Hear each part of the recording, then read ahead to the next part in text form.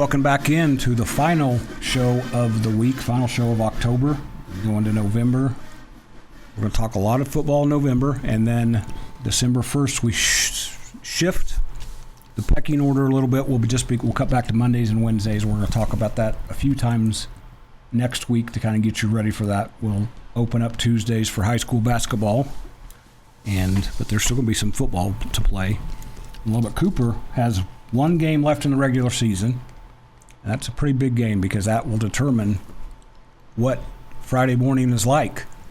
And I got Chip Darden to talk about that a little bit this week. I'm joined by Cory Lynch on my far left, Jaxon Turnbow in the middle. This is a little bit different situation than you guys have been in for, I think I counted it 12, 13 years in a row. Cory, you've been coaching a long time. This is, when I type in a thing on the website, it's a glance. It's talking about the week ahead, and it was weird to type in for Lubbock Cooper next week, TBD. Yep. Right, sure. Because you guys, the brass tacks are you guys have to win this week to make sure you're in the playoffs. We do.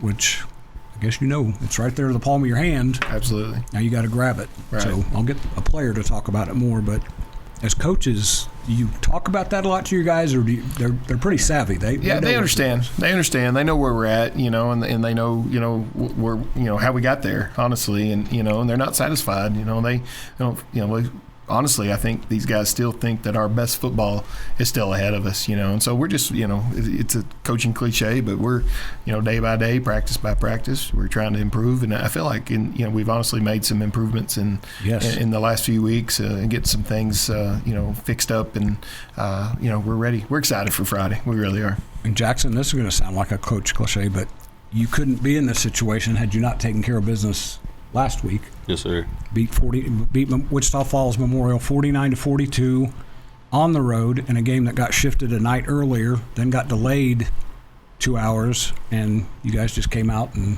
started grinding away. I thought your offense was incredible. I think if I counted right, scored on 7 of their first 10 possessions. I thought the defense was really good until it got a little weird. Yes, sir. The last 4 minutes. It's easy question. What's gotten into you guys the last 2 weeks? Because you played really well against Paladuro as well. Yes, sir. I think our last 2 weeks, we've kind of just, it's win or go home. So I think there's a different mentality coming into the doors every day that we got to show up and we got to give it our all. We got to get better every day. There's no more time of showing up and just going through the motions. We got to be going through it and wanting to get something out of it, not just showing up every day. It's not going to cut it. I just asked the friendship guys how many seniors they had. How many do you guys have? I couldn't tell you. Off the top of my head, it's a lot, though. It's a lot. It's a senior-laden group for sure. And I think at least once every other week, Chip will say, these guys have played a lot of football. These guys have won a lot of football games, and you're in that. Your group has done that as well. We'll get into what you have to do this week later, but I want to kind of. This is different than last year. Last year, you guys won those 4 district games. You're in the playoffs, and you kind of sputtered in the last 2. This is kind of the opposite, and I know it feels different. Yes, sir. How different has it felt the last couple of weeks being in that spot? I mean, it's felt a lot different because the past 3 years that we've been playing, or that I've been a part of the program, it's been coming down to the last 2 weeks. Are we going to get first? Right. We're always in the talk of, are we going to be number 1? And then we have a home playoff game. And this year it's just been totally different. Are we going to get in? So just one of those deals where you don't really know right now. And like I said, we got to get better every week. Are you a hunter? Yes, sir, I am. Because you guys are like a caged animal, or an animal that's backed up into the corner. Yes, sir. You know they're going to come out fighting. Yes, sir. And that's what you guys have done. You've come out, like I said, Paladuro, you guys went toe-to-toe with what I think is the best team in your district. Yes, sir.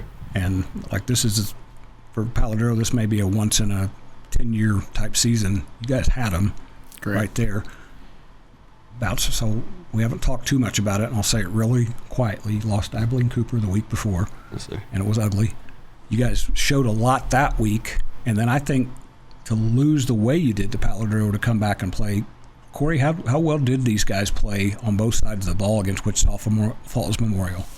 Well, I thought we executed at a high level, and sometimes when the ball's not bouncing your way, when bad things happen, it's easier, to let those things, can snowball and things like that, and I thought against Memorial, we got a little confidence and a little swagger back in that game. And like you said, the end of that game, it gets a little wild. There's some onside kicks and there's some trick plays, and, because they're in the same boat too. And that's where Abilene Wylie is, there's no holding anything back. It's, full playbook. It's, what you can do and, to try to give yourself an opportunity to get in the playoffs. But again, I just think our guys are getting better, and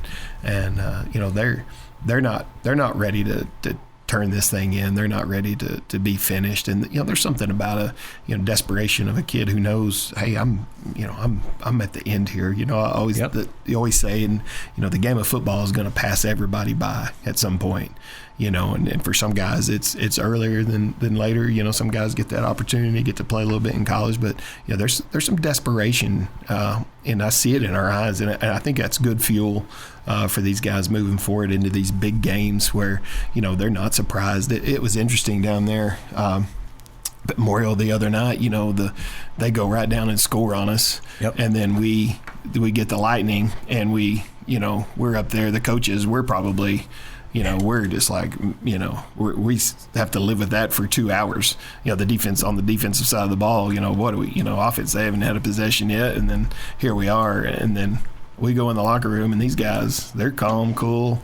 They're just ready to go, eating all the snacks. All the snacks were gone before halftime. Our halftime snacks were already gone. You didn't have a long half. Yeah, no doubt. But, they guys just came out and just played football like they know how.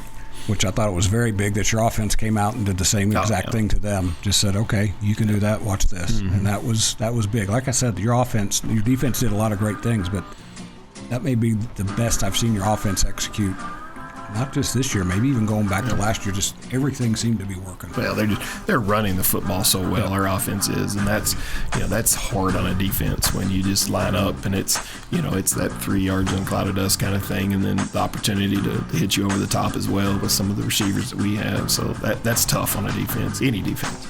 And Chip deflected, but I know he's a big part of the offensive game plan. I thought what you guys did, not just running straight forward, but getting Gant and Noah Clark coming around, because their defense was, they didn't know what to do. Yeah. And that was 7 out of 10 possessions. That's pretty impressive in a 5A football game.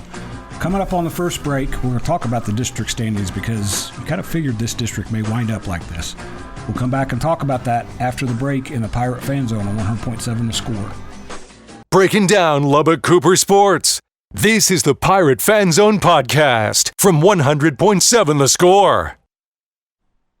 Welcome back into the Pirate Fan Zone on a Wednesday night. This is 100.7 The Score. I'm Randy Rosetta, talking about the standings. And Cory and Jaxon, when this was before your district season started, I was exchanging messages with a guy who runs a website like mine down in Abilene. We were talking about, another guy had said, who do you think will win the district? And the consensus was, everybody was saying Lubbock Cooper and Wichita Falls Memorial, based on tradition and what happened. But then the other guy I was talking to, I said, I think this could get kind of wild, because there's a lot of good teams that are going to start knocking each other off. I'll read through the standings here, because I just told you guys, Palladino 4-0 in the playoffs. Abilene Cooper 4-1 in the playoffs. After that, Abilene Wylie 2-2, Lubbock Cooper 2-3, Plainview, Wichita Falls Memorial, Wichita Falls Legacy all 1-3. That means all those other teams, along with the Pirates, it's must-win mode. If you want to get to the playoffs, all these teams they're all those animals fighting out of the corner. It's probably not great for coaches' health, but it's kind of fun as a fan and probably as a player to sit there and think, man, everybody's going to play hard and have to put everything on the line. Right. Is that because you're going to get Abilene Wylie's, you're going to get everything they've got Friday? Does that kind of make you ramp up even a little bit more? Yes, sir, it does. Coach Darden always talks about, like, embrace the moment, and those are the most fun games to play in, is the ones that the spotlight's on you. It's win or go home, and just knowing that you got to be the best. You're going to get everybody's best every game, and those are the funnest ones to play as a player, personally. Cory, how long have you been at Lubbock Cooper? This is year 5. So you'll understand this. You get a feel for this. Abilene Wylie and Lubbock Cooper have a lot of similarities with what they're kind of that outside part of town. They're the growing school. A little bit of swagger. Sure. And that irritates the opponent sometimes. But then when you two to get together, it's like, wait a minute, it's like the Spider-Man meme where you're pointing at each other. You're not sure who's supposed to have the more swagger. And that's made it fun in a lot of different sports. But in football, this has become, I told Chip this, not quite what the games with Ryder were there for several years, but in the regular season, they've been pretty fun, pretty feisty little matchups. Yeah, they've been close games, I think, the whole time that I've been here, honestly. And, going back to the district and the standings, and I feel like there are some excellent coaches in our district. And, guys, there's not a night off. There's not a, hey, we're going to, be able to get all these guys in the game tonight. And it's one of those deals you better be ready, because scheme-wise and, just being able to take advantage of mistakes and things like that, it's a murderer's row of people that we have to play every week. And Jackson sort of hit on this. The night you got beat by Plainview, I'm married to a Plainview girl, full disclosure. So I covered that game, went back and looked a little bit. They won, I think they'd been 4-32 in district. That was a little bit like their Super Bowl. Sure, it was. They haven't won since then. They've played well. Yeah. But I thought that night that they were going to take off. But you got their best effort. Sure. You got everything they had. Yeah. You get used to that, Jackson? You mentioned that the coaches tell you that, but as a player, do you get used to that? Yes, sir, you do for sure. I mean, over time, it's one of those things that you're like, it's not one of those you're worried about. You're wanting to be in it. You want to be in those moments, and you want to, like, it's one of the funnest things for me to do personally as an athlete, is to be in one of those games with big crowd and stuff. Say the same thing about your games with friendships. Kind of the same thing, because they're usually in the middle of that target with the red in it, like you guys are. And then you play each other, and it's like, all right, let's just play. Yeah. You don't have to worry. Now, they may be a district opponent here.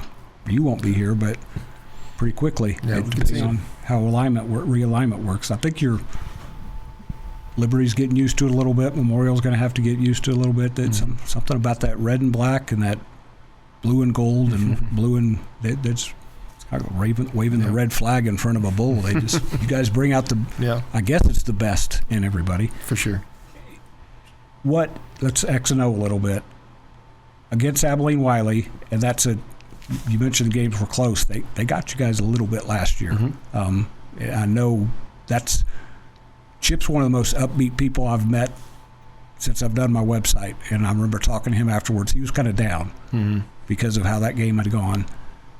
They did some good things. That's got to be in your mind as a coach and as a player. What do you have to do against them to turn the worm a little bit this week? Yeah. Well, number one, you have to stop the run. They've got a great running back, good size, runs downhill, and they've lost some of their linemen from last year, but again, they're so well coached, that they just plug new guys in and go at it. So we got to stop the run. Their screen game is really good. I feel like we've got one of the better defensive lines around as far as that, getting after the quarterback and doing those things.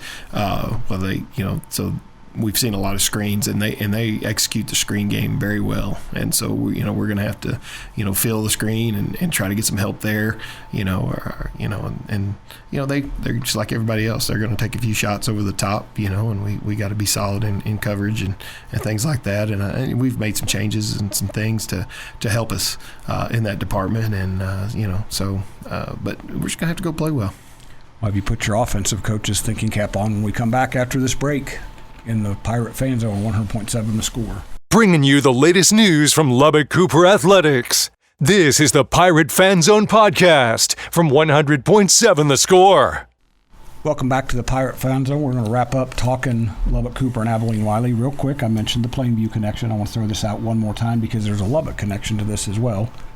Friday night, before the Plainview-Wichita Falls Memorial game, there will be a very impressive Plainview High Athletics Hall of Honor, I think is what they call it, class inducted. That includes, I've got a very selfish reason, my late father-in-law, Tom Hall, who was the radio man there for years, Steve Parr, who was the coach at Plainview, Slayton, and Paladuro, took Plainview to the state semifinals in 1998, his oldest son, Scott Parr, who's coached all over and is the coach at Texas A&M Kingsville now. Here come the Lubbock connections. Seth Parr is also going in, former Coronado and Caprock coach, now at Anna, who won a state championship there, I think, in his first year. former Friendship coach, Bobby Davis, who is a Plainview native, played at Plainview, I believe, in the late 50s. And Cory, you'll enjoy this. He used to brag about being the Plainview single-season passing leader when he was a senior. I think he threw for 700 yards. And now Friendship, that's like a game and a half for Friendship. So. Sure.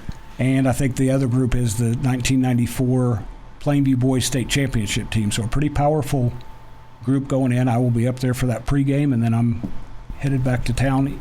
Either going to the Lubbock Cooper Abilene Wylie game or going to go to the Friendship Odessa Permian game. Those are two big games happening here on Friday. The big game in town this week is Thursday is Liberty and Estacado. They get the spotlight, but that's two big games here in town with the two teams who I think you could argue have been the best in Lubbock over the last 10 or 15 years. And Cory, kind of where we started, you guys made it a big game by winning last week.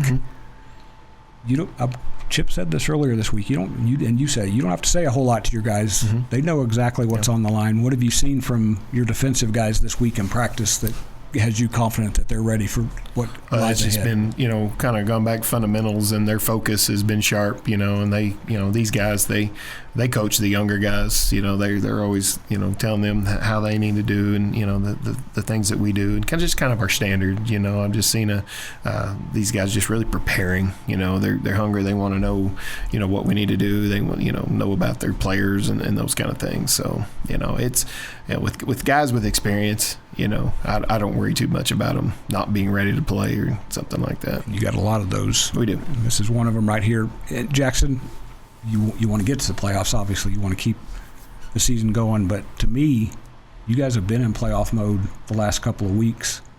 You're a young guy. Someday you'll look back, and how cool will it be that you guys found what you needed to find these few weeks to make this game so big this week? Just, I think, what did you ask again? Why will you have good memories of this? And I know you want to get to the playoffs, but these last couple of weeks, what's that been like? It's one of those things. Coach Reed always tells us, like, I didn't win my homecoming game, or we didn't make it to the playoffs. And he's like, you'll always look back, and it's always something I wake up and think about every day. And I don't want to ever leave having a regret about something, knowing that if I go all out, I did all I could, and that just leaving everything on the table and emptying the tank, I think is one of the things. So I mentioned I'm going to put you on the offensive and put you on the spot here. What's your offense got to do against Wylie? It's hard to imagine that they don't want to bottle up last week a little bit. Yeah, absolutely.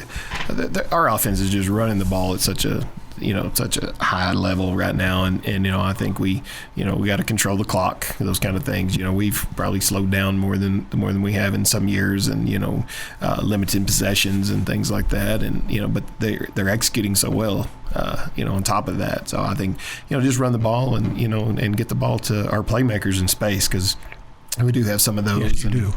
And our offensive guys have done a great job of finding them. And, Ryan, he's on another level right now of all the quarterbacks that we see. And he's getting the ball in the playmakers' hands, and that's what we got to continue to do.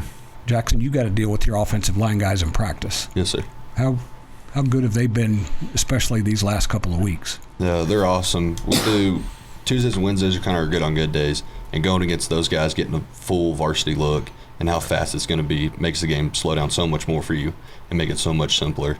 And it's great going against those guys every day, helping us. We're helping them. Because they've made a huge difference. Jason Caraway, he's run the ball well. Yep. You've got Cade Gant and Noah